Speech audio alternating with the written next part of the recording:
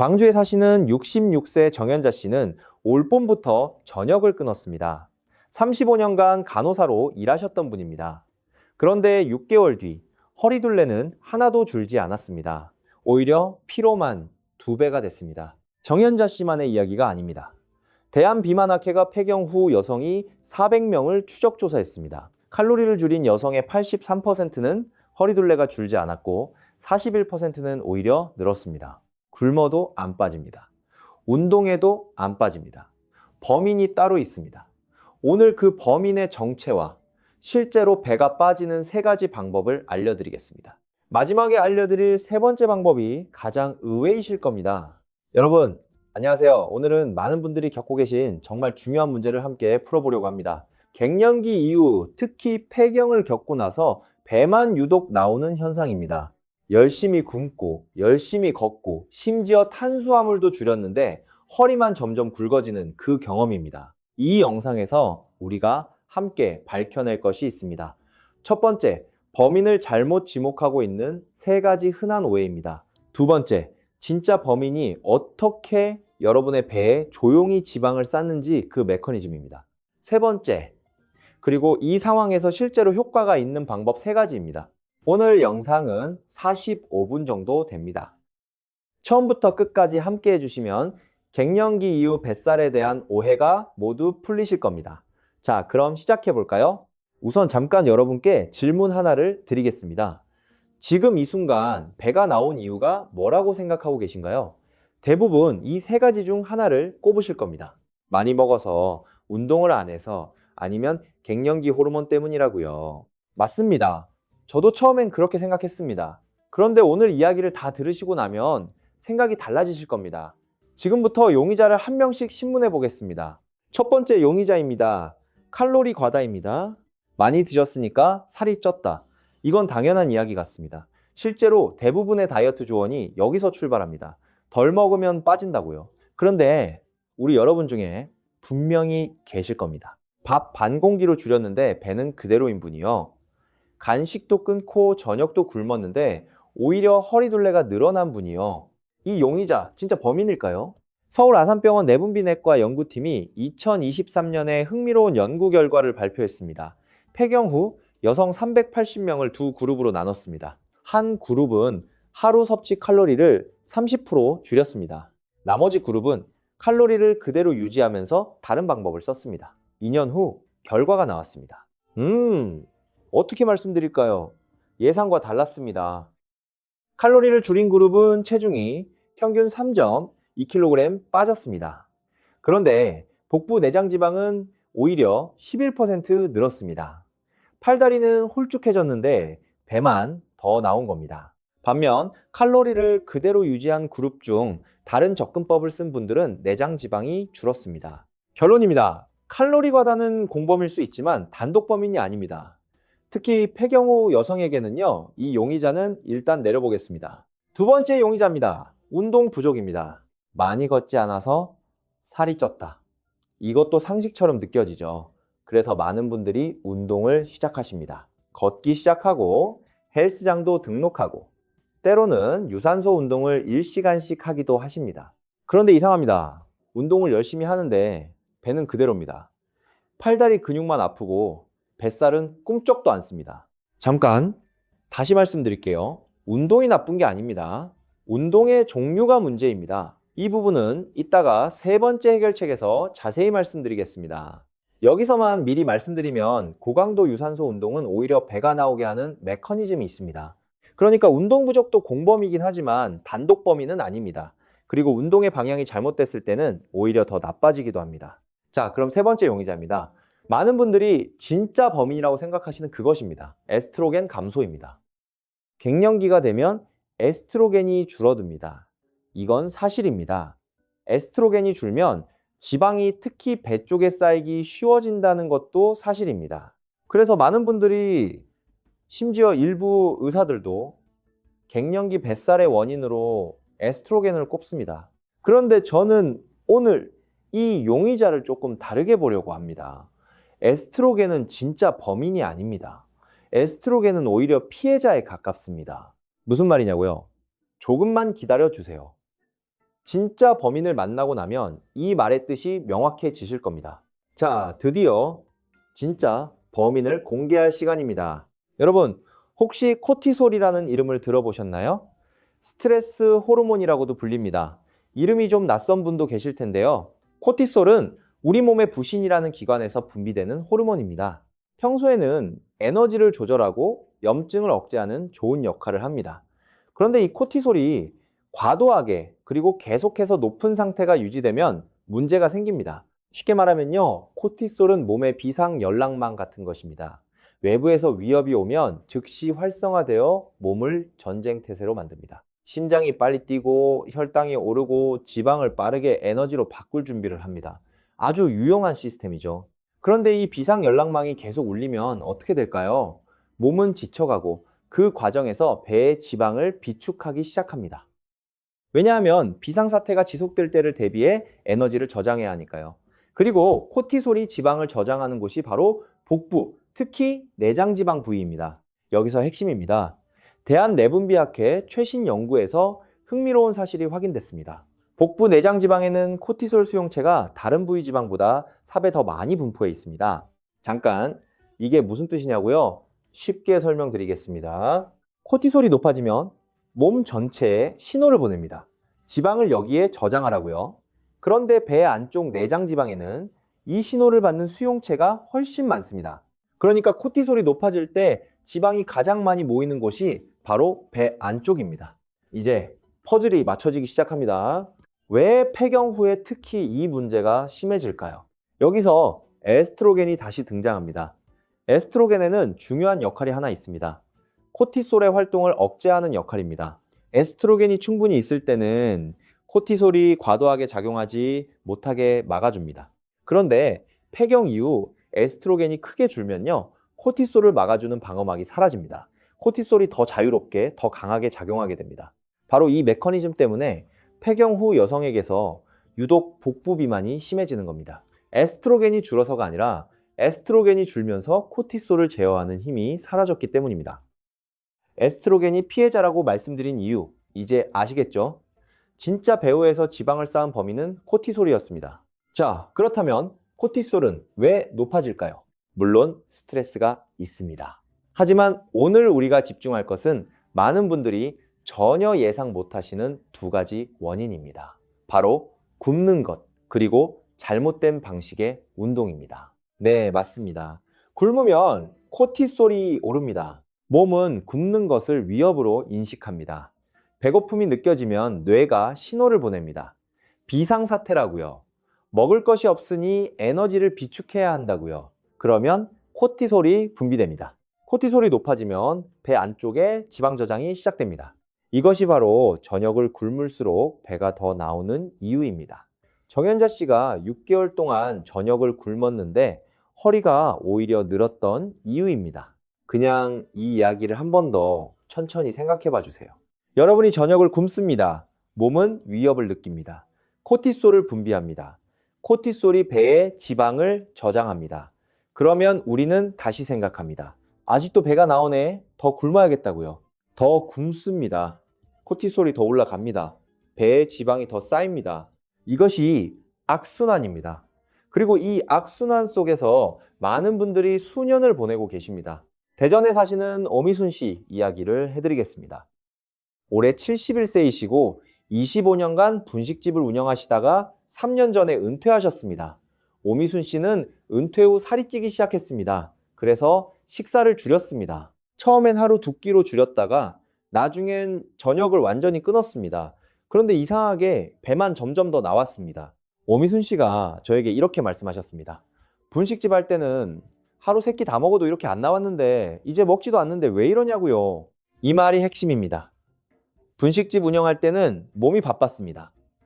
계속 움직이고 규칙적으로 먹었습니다. 그런데 은퇴 후 활동이 줄고 식사를 불규칙하게 줄이기 시작하면서 몸이 스트레스를 받기 시작한 겁니다. 코티솔이 만성적으로 높아진 겁니다. 자, 이제 운동 이야기를 해보겠습니다. 많은 분들이 뱃살을 빼려고 러닝이나 빠르게 걷기 혹은 자전거 타기 같은 유산소 운동을 열심히 하십니다. 특히 땀이 뻘뻘 날 때까지 힘들게 하는 분들도 계시죠. 그런데 이런 고강도 유산소 운동도 코티솔을 올립니다. 왜냐고요? 몸이 강한 신체적 스트레스를 받으면 코티솔이 분비됩니다. 적당한 운동은 괜찮습니다. 하지만 60분 이상 고강도로 달리거나 에어로빅을 하면 코티솔이 상당히 오릅니다. 그리고 이 상태에서 충분한 휴식과 영양 보충이 없으면 만성적인 고코티솔 상태가 됩니다. 정확히 짚어드리겠습니다. 서울대병원 스포츠의학센터가 발표한 연구에 따르면 폐경 후 여성이 고강도 유산소 운동을 주 5회 이상 60분씩 지속했을 때 코티솔 수치가 운동 전보다 평균 38% 높아진 상태가 3시간 이상 지속됐습니다. 그리고 12주 후 복부 내장 지방은 줄지 않았습니다. 오히려 피하 지방은 줄었는데 내장 지방은 유지됐습니다. 팔다리 지방은 줄고 배만 남은 겁니다. 이것이 많은 분들이 경험하시는 현상입니다. 그렇다면 어떻게 해야 할까요?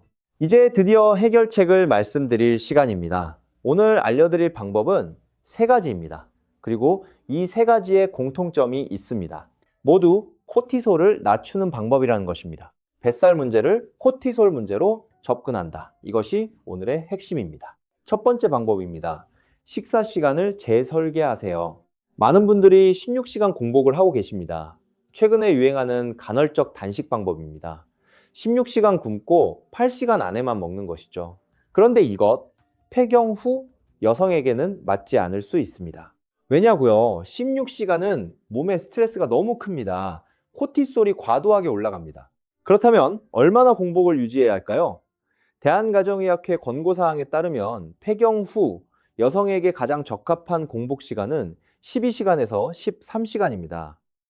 예를 들어 저녁 7시에 식사를 마쳤다면 다음날 아침 7시에서 8시 사이에 드시면 됩니다. 이 정도가 코티솔을 최소화하면서도 대사 효과를 볼 수 있는 범위입니다. 그리고 여기서 중요한 포인트가 있습니다. 아침에 일어나서 30분 안에 음식을 드셔야 합니다. 이것이 왜 중요한지 설명드리겠습니다. 우리 몸의 코티솔은 아침에 가장 높습니다. 이것을 코티솔 각성 반응이라고 합니다. 잠에서 깨어나면서 몸이 하루를 시작할 준비를 하는 과정에서 코티솔이 최고치로 올라갑니다.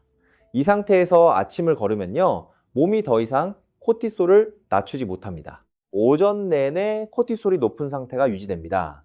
반대로 일어나서 30분 안에 뭔가를 드시면요, 뇌에 신호가 갑니다. 비상사태가 아니다. 먹을 것이 있다고요. 코티솔이 정상 수준으로 빠르게 내려갑니다. 그럼 아침에 뭘 드셔야 할까요? 이게 바로 두 번째 방법과 연결됩니다. 두 번째 방법입니다. 단백질을 아침 첫 번째 식사로 드세요. 탄수화물, 그러니까 빵이나 시리얼, 과일 주스로 아침을 시작하면 혈당이 오릅니다. 혈당이 오르면 인슐린이 분비됩니다. 그리고 인슐린과 코티솔은 서로 복잡한 상호작용을 합니다. 혈당이 급격히 오르고 내리는 과정에서 코티솔도 함께 출렁거리게 됩니다.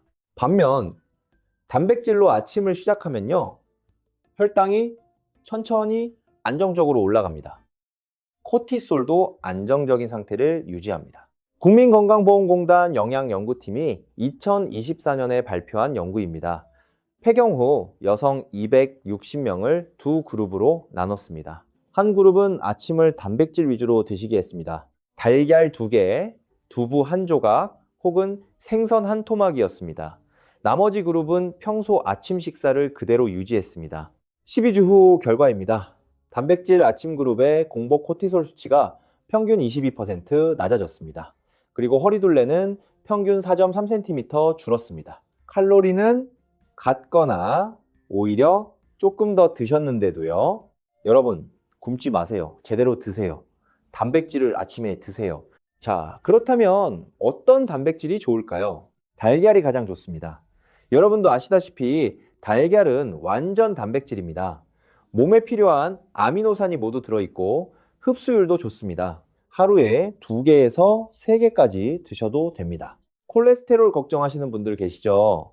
대한심장학회 최신 가이드라인에 따르면 심혈관 질환이 없는 성인이 하루에 달걀을 2개에서 3개 드시는 것은 안전합니다. 두부도 좋습니다. 특히 두부에 들기름 1스푼을 함께 드시면 더욱 좋습니다. 들기름에는 알파 리놀렌산이라는 오메가3 성분이 풍부합니다. 오메가3는 체내 염증을 줄이고 코티솔 수치를 조절하는 데 도움이 됩니다. 고등어, 꽁치, 연어 같은 등 푸른 생선도 훌륭합니다. 이런 생선에는 혈관 건강에 직접 작용하는 오메가3 지방산과 풍부하게 들어 있습니다. 이 성분들이 코티솔을 낮추는 데 직접적인 도움이 된다는 연구 결과가 여러 편 있습니다. 그릭 요거트와 견과류도 좋은 선택입니다. 그릭 요거트는 단백질이 풍부하고 견과류는 마그네슘이 풍부합니다. 마그네슘은 코티솔을 억제하는 데 도움이 되는 미네랄입니다. 반대로 아침에 무엇을 피하셔야 할까요? 흰빵, 시리얼, 과일, 주스, 커피만 드시는 것을 피하세요. 이것들은 혈당을 급격히 올렸다가 내리게 해서 코티솔 불안정을 유발합니다. 특히 공복에 커피만 드시는 것은 코티솔을 직접적으로 올립니다. 커피는 아침 식사 후 30분 뒤에 드세요. 이 작은 습관 하나가 코티솔 관리에 생각보다 큰 차이를 만들어냅니다. 오미순 씨 이야기로 잠깐 돌아가겠습니다. 오미순 씨는 두 가지를 바꾸셨습니다. 저녁을 완전히 굶던 것을 멈추고 저녁 7시 전에 소량의 단백질 식사를 하기로 했습니다. 그리고 아침에 일어나서 달걀 2개와 두부를 드시기 시작했습니다. 한 달 뒤 오미순 씨에게서 연락이 왔습니다. 피로가 훨씬 줄었다고 하셨습니다. 2달 뒤 다시 만났을 때 허리둘레가 5cm 줄어 있었습니다. 체중은 1.5kg 밖에 안 줄었는데 허리는 5cm가 줄었습니다. 내장 지방이 줄어든 겁니다. 자, 이제 세 번째 방법입니다. 처음에 말씀드렸죠. 가장 의외의 방법이라고요. 운동을 줄이세요. 아니, 정확히는 운동의 종류를 바꾸세요. 많은 분들이 살을 빼기 위해 힘들게 운동해야 한다고 생각하십니다. 땀을 뻘뻘 흘리고 숨이 차오를 때까지 해야 효과가 있다고요. 그런데 아까 말씀드렸죠. 고강도 유산소 운동은 폐경 후 여성에게 코티솔을 올리고 내장 지방을 늘릴 수 있습니다. 그렇다면 어떤 운동이 좋을까요? 두 가지를 조합하는 것이 가장 좋습니다. 첫 번째는 가벼운 걷기입니다. 힘들게 빨리 걷는 게 아닙니다. 대화를 나누면서도 걸을 수 있는 속도, 옆에 있는 사람과 이야기하면서도 숨이 차지 않는 속도입니다. 이 속도로 30분에서 40분 걸으시면 됩니다. 왜 이게 효과가 있을까요? 이 정도 강도의 걷기는 코티솔을 올리지 않습니다. 오히려 세로토닌이라는 행복 호르몬을 올려서 코티솔을 낮추는 데 도움이 됩니다. 그리고 이 속도로 꾸준히 걸으면 지방이 에너지원으로 사용됩니다. 특히 내장 지방이 에너지로 먼저 쓰입니다. 두 번째는 저항성 운동입니다. 근력 운동이라고도 하죠. 그런데 무거운 것을 들어야 하는 게 아닙니다. 집에서 할 수 있는 아주 간단한 동작들을 소개해 드리겠습니다. 스쿼트입니다. 의자 높이만큼 내려갔다가 일어나는 동작입니다. 처음에는 의자를 뒤에 두고 하시면 됩니다. 하루에 10회씩 2세트면 충분합니다. 이것이 허벅지와 엉덩이 근육을 키웁니다. 벽 밀기입니다. 팔굽혀 펴기를 바닥에서 하기 어려우신 분들은 벽에 손을 대고 하시면 됩니다. 양팔을 어깨 너비로 벌리고 벽을 밀었다가 당기는 동작입니다. 10회씩 2세트면 됩니다. 발 뒤꿈치 들기입니다. 서서 발 뒤꿈치를 들어 올렸다가 내리는 동작입니다. 종아리 근육을 강화합니다. 설거지하면서 텔레비전 보면서도 할 수 있습니다. 이 세 가지 동작을 하루에 해도 15분에서 20분이면 됩니다. 왜 근력 운동이 코티솔에 좋을까요? 근육은 단순히 힘을 내는 기관이 아닙니다. 근육은 혈당을 조절하는 역할도 합니다. 근육이 많으면 혈당이 안정적으로 유지됩니다. 혈당이 안정되면 코티솔이 덜 분비됩니다. 악순환이 끊기는 겁니다. 한국생활운동학회가 2024년에 발표한 연구에 따르면 폐경 후 여성이 주 3회 30분 가벼운 걷기와 15분 저강도 저항 운동을 병행했을 때 8주 후 복부 내장 지방이 평균 7.2% 감소했습니다. 고강도 유산소만 했을 때의 1.3% 감소와 비교해보면 5배 이상 차이가 납니다. 더 적게 힘들게 운동했는데 더 많이 빠진 겁니다. 이 사실이 좀 믿기 어려우신 분도 계실 겁니다. 그런데 이유가 있습니다.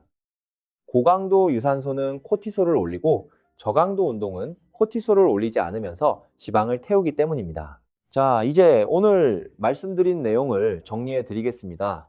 오늘 우리는 함께 뱃살 범인을 찾는 수사를 했습니다. 칼로리 과다는 공범이었지만 단독 범인이 아니었습니다. 운동 부족도 공범이었지만 방향이 잘못된 운동은 오히려 더 나쁜 결과를 만들었습니다. 에스트로겐 감소는 피해자였습니다. 그리고 진짜 범인은 만성적으로 높아진 코티솔이었습니다. 코티솔이 높아지는 이유는 굶는 것, 스트레스, 그리고 잘못된 방식의 고강도 운동이었습니다. 그리고 에스트로겐이 줄면서 코티솔을 제어하는 방어막이 사라진 것이 폐경 후 뱃살 문제를 더 심각하게 만들었습니다. 해결책 3가지를 다시 말씀드리겠습니다. 첫 번째, 식사 시간을 재설계하세요. 16시간 공복은 코티솔을 올립니다. 12시간에서 13시간 공복이 적당합니다. 그리고 아침에 일어나서 30분 안에 드셔야 합니다. 두 번째, 단백질을 아침 첫 식사로 드세요. 달걀, 두부, 생선, 그릭 요거트가 좋습니다. 탄수화물 위주의 아침 식사는 피하세요. 세 번째, 고강도 유산소 운동을 줄이고 가벼운 걷기와 저강도 근력 운동을 조합하세요. 30분 걷기와 15분, 간단한 근력 운동이면 충분합니다. 이 3가지를 4주에서 6주 꾸준히 실천하시면 허리둘레 변화를 직접 느끼실 수 있으실 겁니다. 정현자 씨 이야기를 마무리하겠습니다. 정현자 씨는 이 3가지를 실천하셨습니다. 저녁을 굶는 것을 멈추고 7시 이전에 작은 단백질 식사를 하셨습니다. 아침에 달걀과 두부를 드셨습니다. 그리고 매일 아침 동네를 30분씩 걸으시고 거실에서 텔레비전 보면서 스쿼트를 하루 20개씩 하셨습니다. 8주 후에 다시 만났습니다. 허리둘레가 7cm 줄어 있었습니다. 정현자 씨는 이렇게 말씀하셨습니다. 35년간 간호사로 일했는데 이 이유를 이제야 알았다고요. 굶는 게 오히려 배를 나오게 한다는 걸 몰랐다고요. 이제 여러분도 아셨습니다. 코티솔이 범인입니다. 그리고 우리에게는 코티솔을 낮추는 무기가 있습니다. 오늘 알려드린 3가지 방법이 그 무기입니다. 오늘 이 영상이 도움이 되셨다면 가족이나 같은 고민을 가진 분들께 나눠주세요. 우리 주변에 저녁을 굶으면서 배가 안 빠진다고 답답해하는 분들이 분명 계실 겁니다. 그분들께 이 이야기를 전해주신다면 정말 큰 도움이 될 겁니다. 구독도 부탁드립니다. 앞으로도 이처럼 기존의 상식을 뒤집는 건강 정보를 계속 가져오겠습니다. 여러분 모두 건강하게 활기차게 지내시길 바랍니다. 오늘도 함께 해주셔서 감사합니다. 여기까지 읽어주신 여러분, 잠깐 쉬어가면서 한 가지 더 말씀드리겠습니다.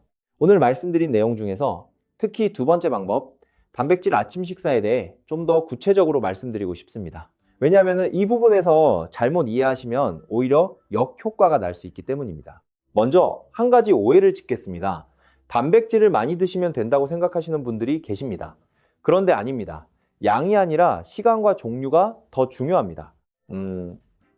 쉽게 예를 들어 드리겠습니다. 여러분이 아침에 달걀을 6개씩 드신다고 해서 좋은 게 아닙니다. 달걀 2개, 두부 반모, 혹은 생선 한 토막 정도면 충분합니다. 대신 이걸 아침 첫 식사로 드시고 일어나서 30분 안에 드시는 것이 중요합니다. 그리고 생선에 대해 조금 더 말씀드리겠습니다. 고등어와 꽁치는 가격이 저렴하면서도 영양이 풍부합니다. 삶거나 졸여서 드셔도 좋습니다. 이런 등푸른 생선을 일주일에 3번에서 4번 드시는 것이 이상적입니다. 그런데 여기서 주의사항이 있습니다. 생선을 튀겨서 드시거나 짜게 졸여서 드시면 오히려 나트륨과 지방 섭취가 늘어납니다. 구워 드시거나 찜으로 드시는 것이 가장 좋습니다. 또 하나 말씀드리고 싶은 것이 있습니다. 많은 분들이 두부를 드실 때 그냥 드시는데요. 두부에 들기름 1스푼을 더하면 효과가 훨씬 좋아집니다. 앞서 말씀드렸듯이 들기름의 오메가3가 코티솔을 낮추는 데 도움이 됩니다. 들기름은 열에 약하기 때문에 조리 후에 뿌려 드시거나 차갑게 드실 때 넣어 드시는 게 좋습니다. 이제 걷기 운동에 대해서도 좀 더 자세히 말씀드리겠습니다. 많은 분들이 걷기를 너무 가볍게 생각하십니다. 아니면 반대로 빨리 걸어야 효과가 있다고 생각하시고 너무 힘들게 걸으십니다. 둘 다 맞지 않습니다. 코티솔을 낮추면서 지방을 태우는 걷기 강도가 있습니다. 숨이 약간 찰 정도로 걸으시면 됩니다. 대화는 할 수 있지만 긴 문장으로 이야기하기는 약간 불편한 정도입니다. 이것이 유산소 운동의 가장 이상적인 강도입니다. 그리고 걷는 시간대도 중요합니다. 식사 후 30분 뒤에 걸으시는 게 가장 좋습니다. 특히 아침 식사 후 걷기는 혈당을 안정시키고 코티솔을 낮추는 이중 효과가 있습니다. 저는 여러분께 이렇게 말씀드리고 싶습니다. 운동 시간에 집착하지 마세요. 10분씩 3번 걷는 것이 30분 연속으로 걷는 것과 효과가 비슷합니다. 아침 식사 후 10분, 점심 후 10분, 저녁 식사 후 10분 이렇게 나눠서 걸으셔도 충분합니다. 이것이 더 지속 가능한 방법입니다. 처음부터 30분, 40분 걸으려고 하면 힘들어서 못하게 됩니다. 그러면 죄책감이 생기고 스트레스가 됩니다. 스트레스는 코티솔을 올립니다. 악순환이 시작됩니다. 작게 시작하세요. 작게 시작해서 꾸준히 하는 것이 크게 시작했다가 포기하는 것보다 훨씬 좋습니다. 자, 이제 오늘 말씀드린 내용에 대해 많이 물어보시는 질문들을 몇 가지 정리해 드리겠습니다. 첫 번째 질문입니다. 갱년기 호르몬 치료를 받고 있는 분들은 어떻게 해야 하나요? 갱년기 호르몬 치료, 즉 에스트로겐 보충요법을 받고 계신 분들도 오늘 말씀드린 3가지 방법이 도움이 됩니다. 호르몬 치료는 에스트로겐을 보충해 주지만 코티솔을 낮추는 효과는 제한적입니다. 그러니까 호르몬 치료를 받고 계시더라도 식사, 시간, 재설계, 단백질, 아침 식사, 그리고 적절한 운동이 여전히 중요합니다. 호르몬 치료에 대한 구체적인 사항은 담당 의사 선생님과 상담하시기 바랍니다. 두 번째 질문입니다. 당뇨나 고혈압이 있는 분들은 어떻게 해야 하나요? 당뇨가 있으신 분들은 공복 시간을 조정할 때 반드시 담당 의사와 상의하세요. 혈당 조절 중이시기 때문에 공복 시간이 길어지면 저혈당이 올 수도 있습니다. 단백질 중심 아침 식사는 당뇨에도 도움이 되지만 개인마다 다를 수 있으니 의사 선생님과 먼저 이야기해 보시기 바랍니다. 고혈압이 있으신 분들은 걷기 운동이 특히 도움이 됩니다. 혈압약을 드시고 계신 분들은 운동 강도를 갑자기 높이지 마시고 천천히 늘려가세요. 세 번째 질문입니다. 언제부터 효과가 나타나나요? 개인차가 있지만 일반적으로 2주에서 4주 안에 몸이 가벼워지는 느낌을 받으시는 분들이 많습니다. 허리둘레 변화는 보통 4주에서 8주 사이에 눈에 띄게 나타납니다. 빨리 효과가 나타나지 않는다고 포기하지 마세요. 몸이 적응하는 데 시간이 필요합니다. 특히 오랫동안 고코티솔 상태가 지속됐다면 회복하는 데 더 시간이 걸릴 수 있습니다. 오늘 영상을 보시면서 혹시 이런 생각이 드신 분들 계시지 않으신가요? 이게 정말 가능한 얘기인가? 굶지 말고 먹으라고요. 그리고 덜 힘들게 운동하라고요. 네, 맞습니다. 처음 들으시면 상식에 반하는 것처럼 느껴지실 수 있습니다. 우리가 평생 들어온 다이어트 상식과 다르니까요. 그런데 여러분, 생각해 보세요. 지금까지 상식대로 굶고 상식대로 힘들게 운동하셨는데 결과가 어떠셨나요? 그 상식이 맞지 않으니까 결과가 안 나온 겁니다. 특히 폐경 후에는요, 몸이 달라졌습니다. 그러면 방법도 달라져야 합니다. 우리 몸은 젊었을 때와 같지 않습니다. 그리고 그게 잘못된 게 아닙니다. 몸의 변화에 맞는 올바른 방법을 찾는 것이 중요합니다. 우리 세대는 젊었을 때 자식 키우느라 내 몸을 돌볼 시간이 없었습니다. 이제 돌아볼 시간이 생겼습니다. 오늘 이 영상이 그 시작이 되셨으면 합니다. 여러분, 모두 할 수 있습니다. 복잡하지 않습니다. 오늘 알려드린 3가지, 식사 시간 재설계, 단백질 아침 식사, 가벼운 걷기와 근력 운동 조합, 이 3가지만 꾸준히 실천해 보세요. 정현자 씨도 하셨습니다. 오미순 씨도 하셨습니다. 여러분도 하실 수 있습니다. 오늘 영상이 도움이 되셨다면 구독과 좋아요 부탁드립니다. 또 주변에 같은 고민을 가진 분들이 계신다면 이 영상을 공유해 주세요. 더 많은 분들께 도움이 될 수 있도록 함께 해주시면 감사하겠습니다.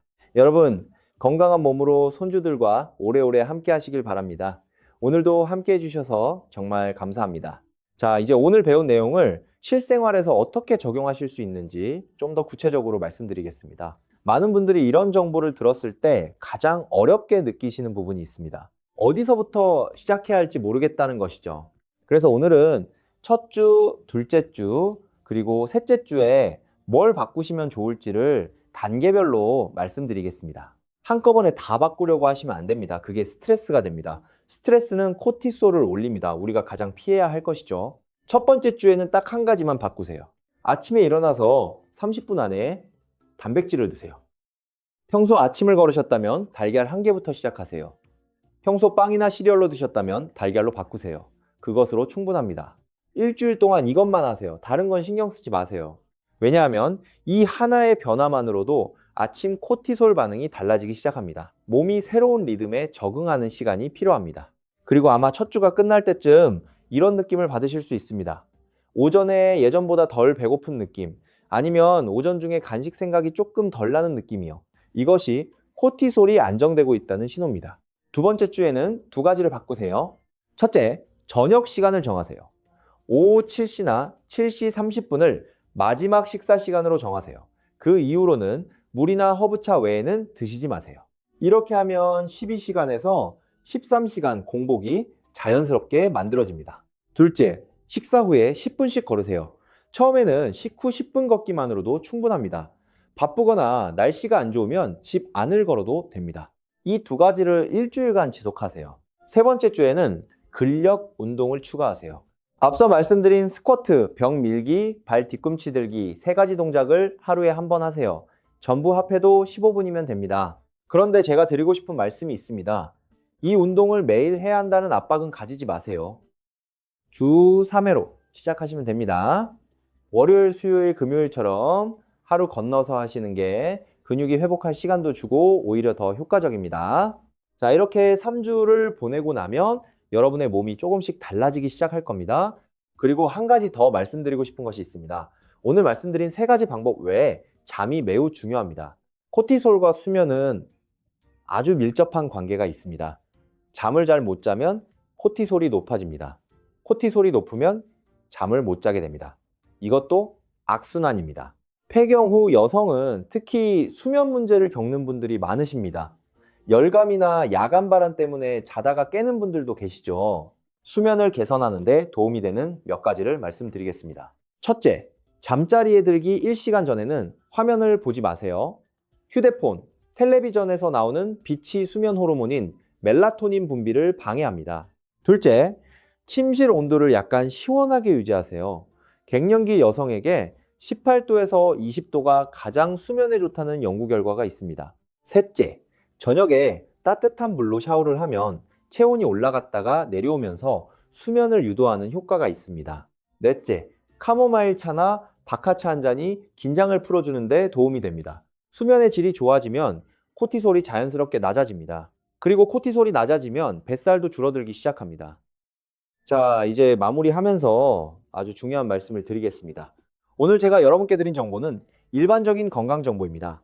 여러분 개인의 건강 상태에 따라 다를 수 있습니다.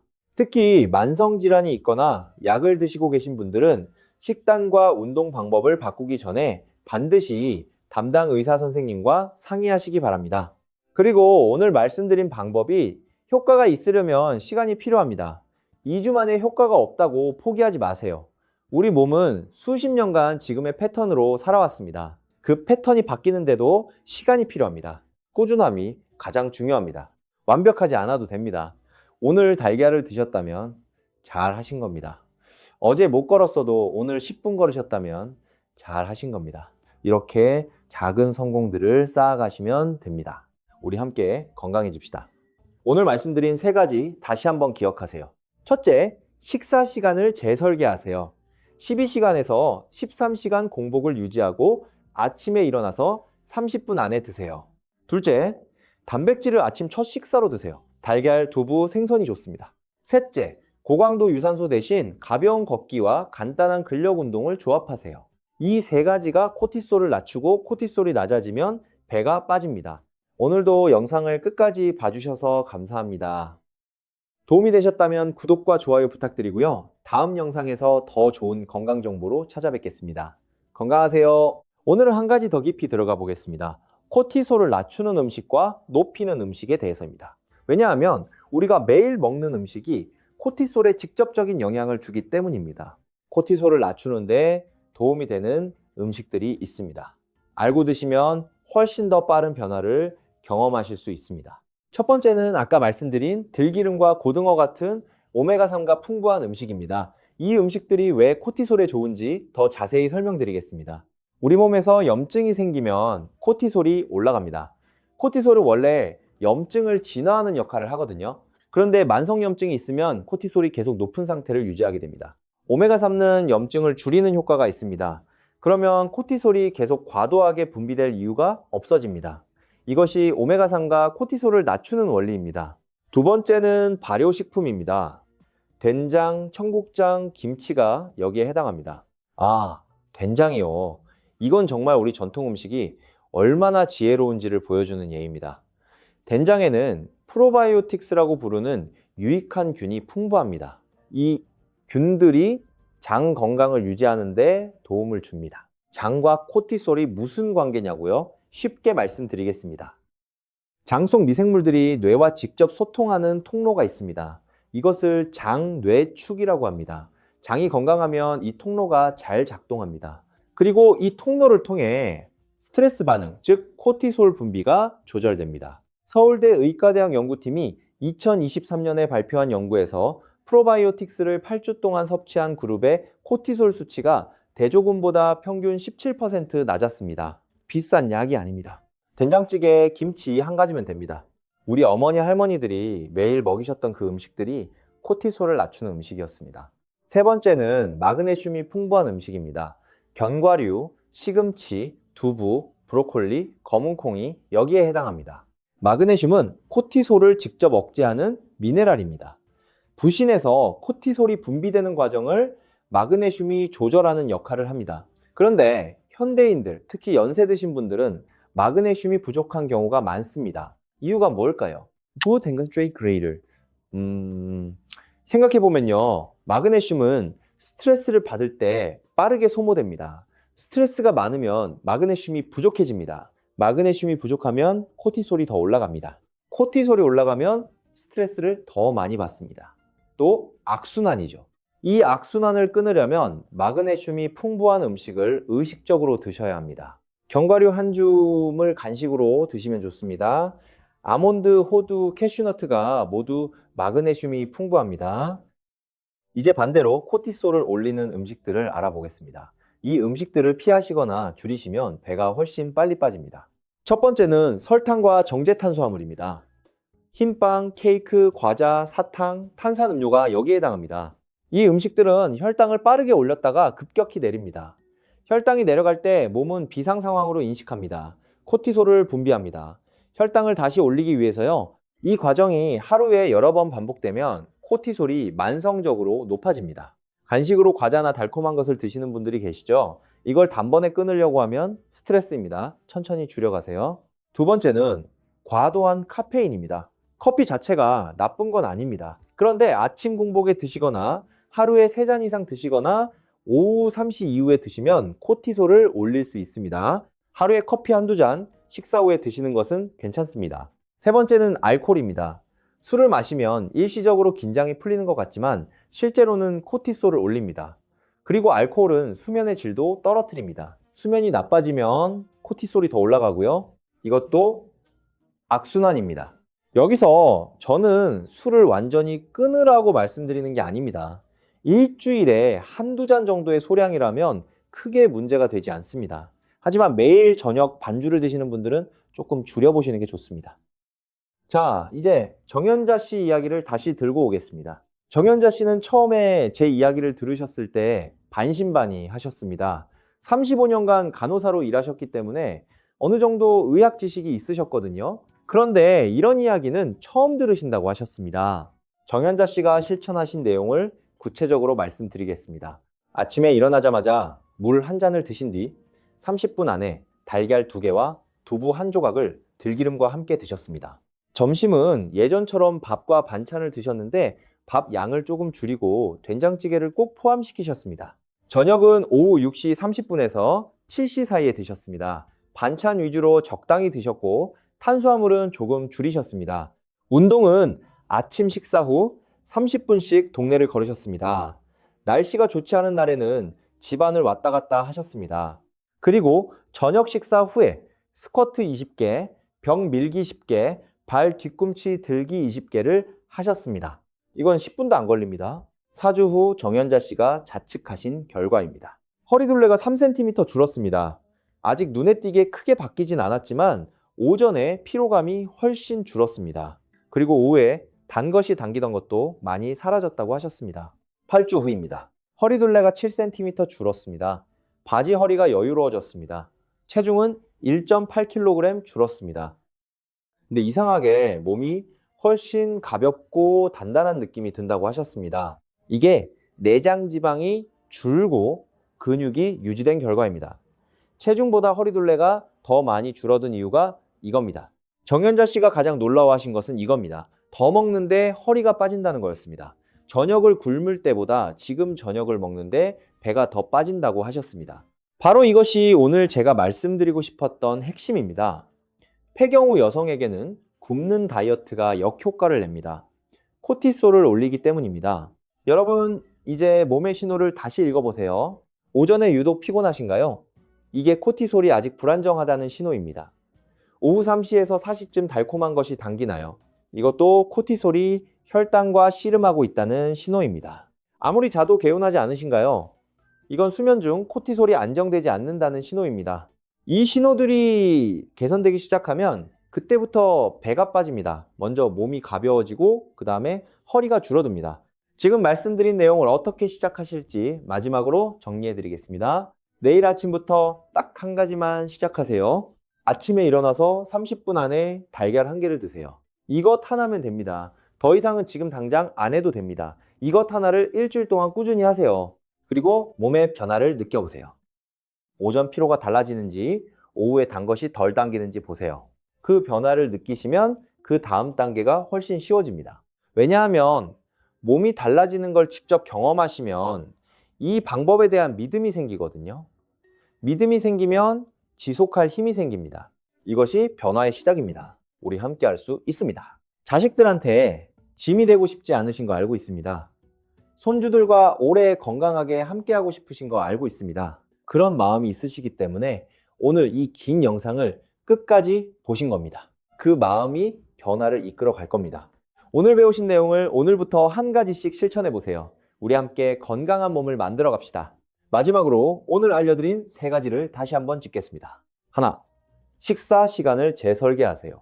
12시간에서 13시간 공복, 아침 30분 안에 식사 굶는 것이 아니라 시간을 정하는 것입니다. 둘, 단백질을 아침 첫 식사로 드세요. 달걀, 두부, 생선을 아침에 드시면 코티솔이 안정됩니다. 된장이나 김치를 함께 드시면 더 좋습니다. 셋, 고강도 유산소 운동 대신 가벼운 걷기 30분과 간단한 근력 운동 15분을 조합하세요.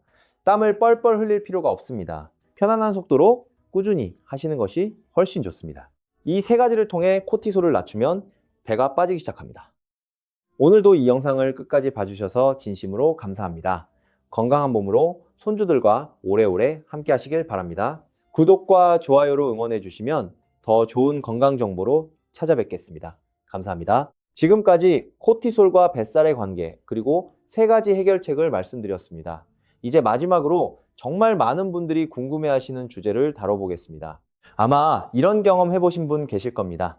몸에 좋은 음식인 줄 알고 오래 드셨는데 알고 보니 오히려 코티솔을 올리는 음식이었다는 것이죠. 오늘 그런 음식들을 짚어드리겠습니다. 예상치 못하신 것들이 포함되어 있을 수 있습니다. 첫 번째입니다. 과일 주스입니다. 많은 분들이 아침에 과일 주스 한 잔이 건강에 좋다고 아십니다. 그런데 과일 주스는 과당이 매우 농축된 상태입니다. 사과 주스 한 컵에 사과 두세 개에 해당하는 과당이 들어있습니다. 이 과당이 한꺼번에 흡수되면 혈당이 빠르게 오릅니다.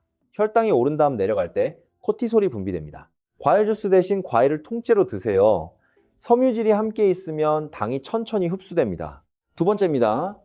그래놀라입니다. 요즘 건강식으로 인기 있는 그래놀라인데요. 시중에 판매되는 그래놀라의 대부분에는 설탕이 많이 들어 있습니다. 건강해 보이는 포장지를 믿지 마시고 성분표를 확인하세요. 설탕이나 시럽이 앞쪽에 나오는 제품이라면 피하세요. 그래놀라를 드시고 싶다면 무가당 제품을 고르시거나 귀리와 견과류를 따로 구입해서 직접 만들어 드시면 됩니다. 세 번째입니다. 저지방 요구르트입니다. 저지방 요구르트는 건강한 선택처럼 보이지만 많은 제품에 설탕이 추가되어 있습니다. 지방을 뺀 대신 맛을 위해 설탕을 넣는 겁니다. 이 설탕이 혈당을 올리고 코티솔을 자극합니다. 그릭 요구르트를 선택하시되 무가당 제품을 고르세요. 단맛이 필요하시면 블루베리 같은 베리류를 얹어 드세요. 자, 이제 일상에서 코티솔을 낮추는 또 하나의 방법을 알려드리겠습니다. 이건 음식도 운동도 아닙니다. 바로 햇빛입니다. 아침 햇빛을 15분에서 30분 받으시면 코티솔 리듬이 정상화됩니다. 우리 몸은 아침 햇빛을 통해 하루 시계를 설정합니다. 아침에 밝은 빛을 받으면 코티솔이 정상적인 리듬으로 올랐다가 내려옵니다. 반대로 아침에 어두운 곳에만 계시면 이 리듬이 흐트러집니다. 아침 걷기를 하실 때 햇빛을 함께 받으시면 두 가지 효과를 동시에 볼 수 있습니다. 일부러 멀리 나가실 필요 없습니다. 아파트 단지 한 바퀴만 돌아도 충분합니다. 베란다에서 15분 동안 햇빛을 쬐셔도 됩니다. 이제 오늘 주제에서 우리가 놓치기 쉬운 중요한 점 하나를 이야기하겠습니다. 마음도 몸입니다. 코티솔은 신체적 스트레스뿐 아니라 심리적 스트레스에도 반응합니다. 걱정, 불안, 외로움, 슬픔도 코티솔을 올립니다. 우리 세대, 자식 걱정, 건강 걱정, 경제 걱정 참 많으시죠? 이 걱정들이 코티솔을 올리고 배를 나오게 하는데 기여합니다. 그런데 이 걱정을 없애는 게 쉬운 일이 아닙니다. 제가 걱정하지 마세요 라고 쉽게 말씀드릴 수 없습니다. 대신 작은 즐거움을 찾아보세요. 예쁜 꽃을 보는 것, 좋아하는 노래를 듣는 것, 오랜 친구에게 전화하는 것, 손주 목소리를 듣는 것, 이런 작은 즐거움들이 세로토닌이라는 행복 호르몬을 올립니다. 세로토닌이 올라가면 코티솔이 내려갑니다. 식사를 잘 챙기는 것도, 운동을 하는 것도 중요합니다. 그런데 마음이 기쁜 것도 그만큼 중요합니다. 갱년기를 겪으시는 많은 분들이 몸의 변화에 속상해하시고 때로는 우울하기도 하십니다. 이건 자연스러운 감정입니다. 그러나 이 감정이 오래 지속되면 코티솔을 올리고 뱃살을 만드는 악순환으로 이어집니다. 주변에서 같은 고민을 가진 분들을 찾아보세요. 이야기를 나누는 것만으로도 코티솔이 내려갑니다. 혼자 걱정하지 마시고 함께 나누세요. 우리 함께라는 말에 힘이 있습니다. 마지막으로 오늘 배운 내용 전체를 한 번 더 정리해 드리겠습니다. 갱년기 이후 배만 나오는 진짜 이유가 있습니다. 칼로리 때문이 아닙니다. 운동 부족 때문만이 아닙니다. 에스트로겐 감소 때문만이 아닙니다. 진짜 범인은 만성적으로 높아진 코티솔입니다. 그리고 코티솔을 높이는 가장 큰 원인 두 가지가 있습니다. 굶는 것과 잘못된 방식의 고강도 운동입니다. 에스트로겐이 줄면서 코티솔을 억제하는 방어막이 사라진 것이 이 문제를 더 심각하게 만들었습니다. 해결책은 코티솔을 낮추는 것입니다. 식사 시간 재설계, 단백질 아침 식사, 가벼운 걷기와 저강도 근력 운동 조합, 이 세 가지가 코티솔을 낮추고 뱃살을 빼는 올바른 방법입니다. 그리고 발효식품과 마그네슘이 풍부한 음식, 아침 햇빛, 그리고 마음의 즐거움도 함께 챙기시면 더 빠른 변화를 경험하실 수 있습니다. 굶지 마세요. 제대로 드세요. 그리고 몸에 맞는 운동을 하세요. 이것이 오늘의 결론입니다. 오늘 영상이 여러분께 도움이 되셨으면 합니다. 지금까지 잘못된 방법으로 고생하셨던 분들, 이제 방향을 바꾸실 수 있습니다. 정현자 씨도 하셨습니다. 오미순 씨도 하셨습니다. 여러분도 하실 수 있습니다. 오늘도 함께 해주셔서 감사합니다. 건강하세요. 여러분, 이제 오늘 배운 지식을 실제 몸에서 어떻게 작용하는지 좀 더 이미지로 이해할 수 있도록 설명드려 보겠습니다. 우리 몸 안에서 무슨 일이 일어나고 있는지 그림처럼 상상해 보세요. 아침 6시입니다. 알람 소리와 함께 눈이 떠집니다. 이 순간 우리 몸에서는 코티솔이 가장 높은 수준으로 올라가기 시작합니다. 이것은 자연스러운 현상입니다. 몸이 하루를 시작할 준비를 하는 과정입니다. 마치 자동차 엔진이 시동을 거는 것과 같습니다. 이때 창문을 열고 아침 햇빛을 잠깐 받으세요. 그러면 뇌가 신호를 받습니다. 아, 날이 밝았구나. 하루를 시작할 시간이다. 코티솔 리듬이 정상적으로 작동하기 시작합니다. 일어나서 물 한 잔을 천천히 드세요. 그리고 30분 안에 달걀 2개나 두부와 함께 첫 식사를 하세요. 이 식사가 들어가는 순간 뇌에 신호가 갑니다. 먹을 것이 있다, 비상사태가 아니다. 코티솔이 정상 수준으로 내려가기 시작합니다. 이것이 아침 식사의 진짜 역할입니다. 단순히 에너지를 주는 것이 아니라 코티솔 시스템을 안정시키는 것입니다.